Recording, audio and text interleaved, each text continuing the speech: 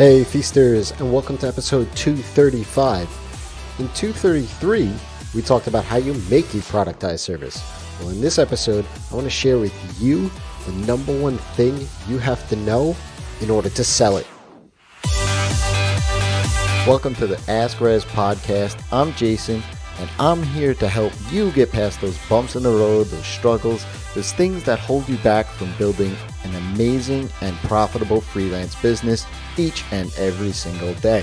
And that's why we're talking about productized services, because they are profitable.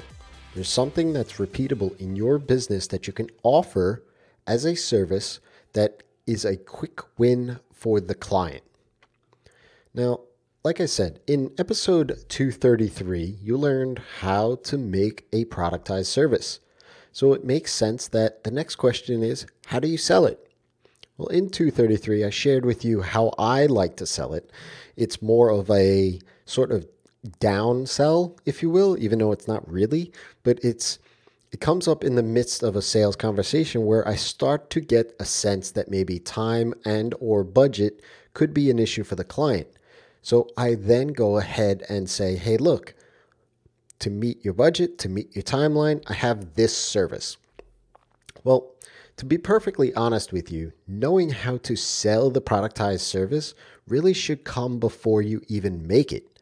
And here's why. When you have a productized service, it's super focused and solves a big enough pain point that someone has. That someone has already raised their hand and shared why it's important enough to solve their problem. When you are working on custom projects and then discovering that you happen to be doing a similar thing on almost every project that gets your clients an immediate win that they want, well, the service essentially has been sold because it's in demand. You are doing it for just about all of your clients. I think it'll help if I illustrate this by example. See, I have a productized service that migrates people from Drip to ConvertKit. These are two email platforms that are similar in features, but like I say to everybody, it's apples to oranges. It's not a one-to-one comparison of features. How I came to create this product was out of a need from my own clients who wanted to reduce their monthly costs as their list grew, but weren't using all of the advanced features that Drip offers. See, my clients, their businesses were growing. Their email list was growing. And as the feature set of Drip and as the list grows, according to Drip's pricing model, well, then you're going to be paying more per month. Well, if they're not using all of the services or all the features of that platform, well, it didn't really make sense for them to be there. So they saw ConvertKit as a potential option for them. Just like how I shared in episode 233, to think about what people are already hiring you for, well, they were hiring me for that particular service among other services like on-site personalization based on email subscriber data. Sure, it sounds overly complicated, but basically what they wanted was someone to be able to develop their website in a way that fed off of things that their email subscribers were clicking on and so forth. Well, they found out that I was listed in both expert directories. So they thought that maybe I was the person to go to if they wanted to migrate from Drip to ConvertKit.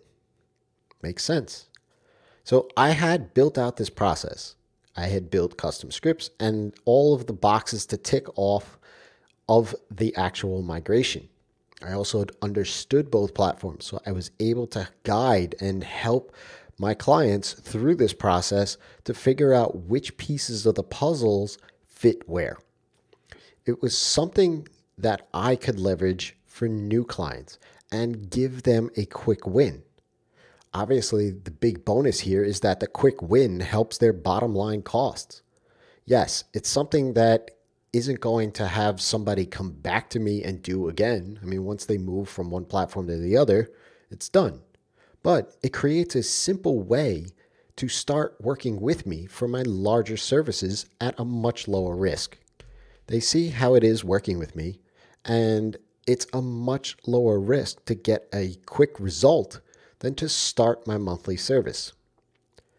Understanding the reasons why someone would want the service is ultimately how you sell it. What is the pain or frustration that the buyer is looking to solve? What is the quickest, most simple path to getting that pain or frustration turned around? Keying in on those elements is how you sell it. You don't even need to go about advertising it like crazy either. Send out a tweet or a post, or at most set up a landing page about it. This way, you can then use the productized service to supplement your custom projects, your bigger projects. When you go ahead and you send out a tweet or share it amongst the socials, you put in there the frustration point and a simple call to action. In my case recently, Drip increased its prices pretty dramatically. And so I tweeted out, frustrated with Drip's price increase and looking to lower your cost by going to ConvertKit? DM me, let's chat. I did that maybe a few times in a 2 or 3 week period, and it got picked up and retweeted by my network of followers and friends and such. I had about 50 people DM me about it.